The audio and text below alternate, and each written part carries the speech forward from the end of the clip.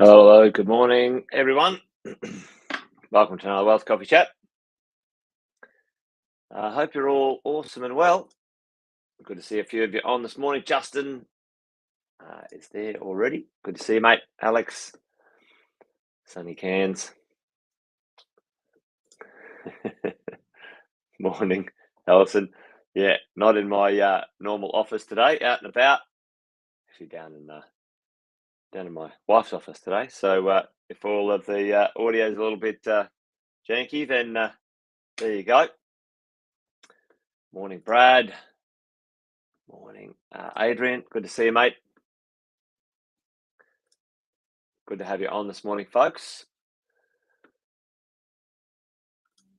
Do some warm-ups while we're here, or just a little bit of intros. For most of you, you already know all of this, but if you are new and you're somehow popping by and saying hello, Jason Witten's my name. Welcome to a Wealth Coffee Chat, where we hang out in the morning, about 8:10 each workday.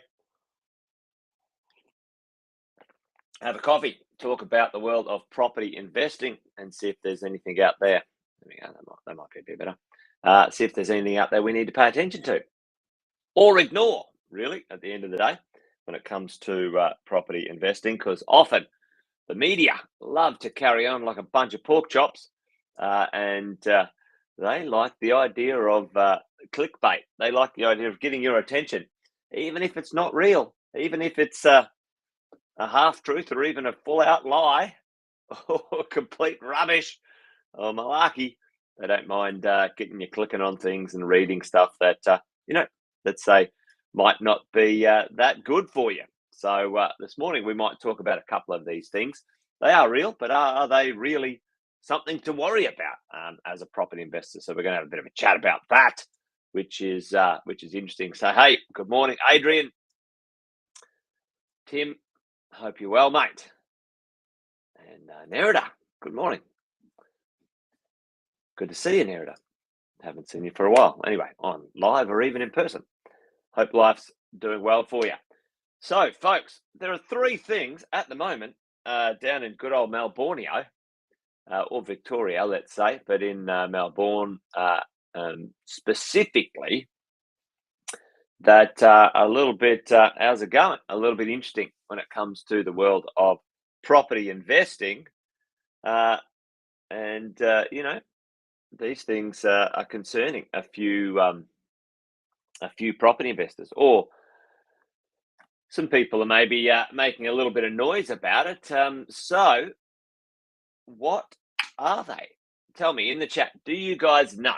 Do you guys know there's three things? There's three things that the Victorian government has done that that a few people have picked up on and are saying things like it's not worth investing in Melbourne anymore because of these things. Now, let's check in on that. Let's check in and see if that's for real.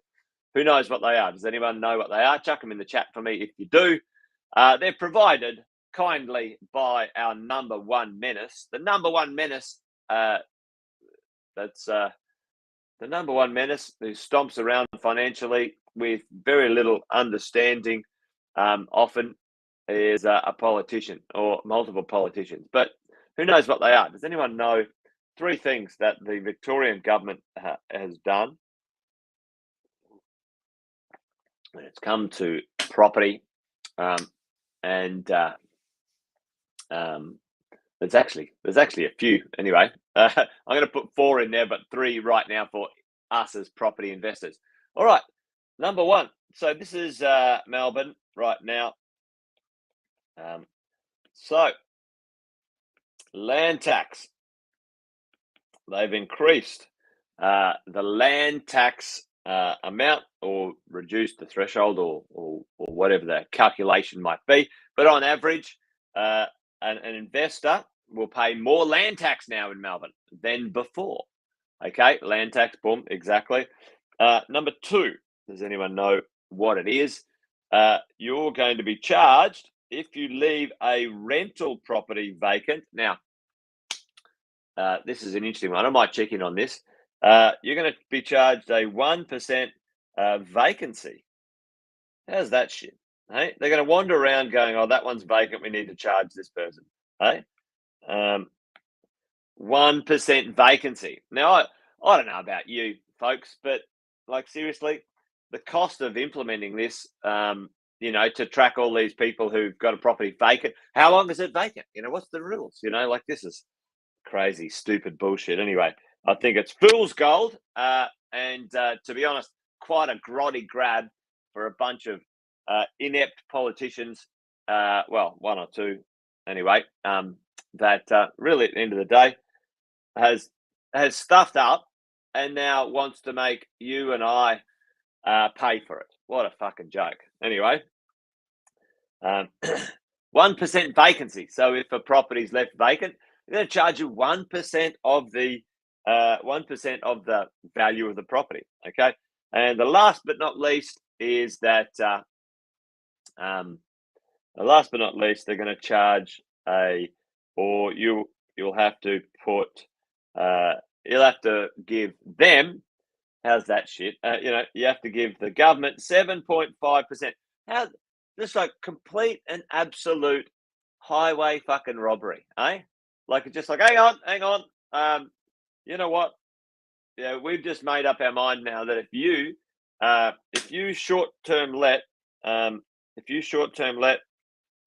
property as a private landlord, we want a big piece of that action. We want some of that action. All right.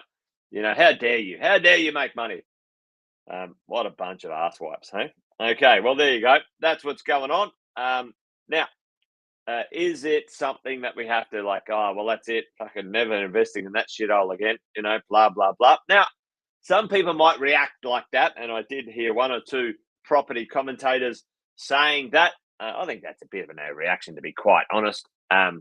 Let's quantify this for you and I. Let's quantify it. Let's quantify this problem in reality, and see what it means. Now, from what I saw just recently, the land tax bill on average will be $950 more for each landlord. Now, is that the end of the world? No, I don't think so. And if I was you and you were me, what would you be doing? What happens, unfortunately, this becomes now inflationary. Now those idiots, they're going, oh, why doesn't this inflation stop? Because you nitwits, either spending money that you don't have, or you're charging people you shouldn't be. And what do? What do you and I do as property investors? That $950, you're going to just take that on the chin? No, I'm not. I can tell you that right now. What am I going to do? Yep, the rents go up. Exactly, Alex. What a bunch of fucking muppets. Anyway, so there you go. So you and I, as investors, that's probably the true cost of this one. If you're renting your property in a regular way, then some more land tax. Now, is that the end of the world? No. You're going to put the rents up.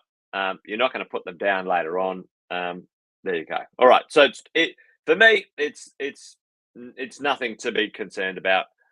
Is it annoying? Yes.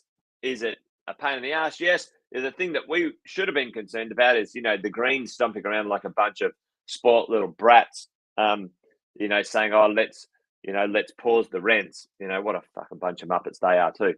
Anyway, I better not get too in the politics weeds. The next one, 1% vacancy. Well, I mean, shit. This is pretty straightforward. You go, okay, what are the facts here? Where are we at, ladies and gents, property investors? 1% vacancy. All right. So the vacancy rate, for you as a property investor, is that a benefit? No, it's not.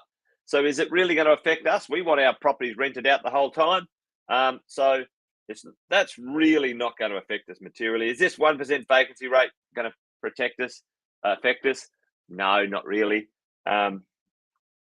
This short let one. Now, this one might affect a few of us, might affect a couple of investors. Again, what would you do? What do we do? You know what I'd do?